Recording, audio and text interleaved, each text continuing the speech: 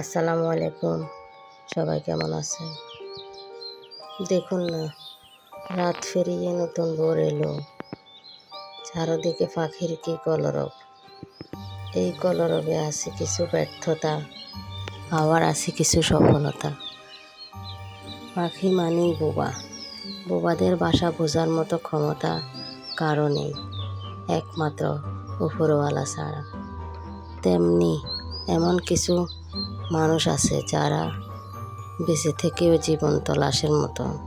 তাদের বাসা বোঝার মতো ক্ষমতা কারো নেই, একমাত্র আল্লাহ ছাড়া। আসলে এসবগুলো বলার ছিল না, তবুও মাঝে মাঝে এমন কিছু কষ্ট গ্রাস করে যেটা নিজেও বুঝে উঠতে পারিনি। পরিবারের মধ্যে দিন দিন দূরত্ব বাড়ছে। ছোটবেলার সেই মধুর সম্পর্কগুলো আজ শুধুই স্মৃতি হয়ে গেছে। প্রতিদিন মনের ভেতরে একটা চাপ অনুভব করি, যেন কোনোদিন এই সম্পর্কগুলো আগের মতো হবে না। কষ্ট হয় যখন দেখি সবাই সবার কাছ থেকে দূরে সরে যাচ্ছে। আমি জানি মাঝে মধ্যে কষ্ট পাওয়া ভালো,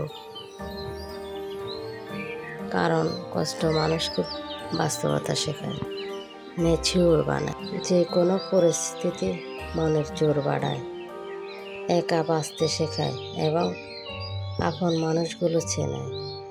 এই আপন মানুষগুলো কোনো একদিন সবসময় নিজের হয়েছিল, যেন কখনো ভুলে যাওয়ার মতো না। আজ সেই সম্পর্কটা কোথায়?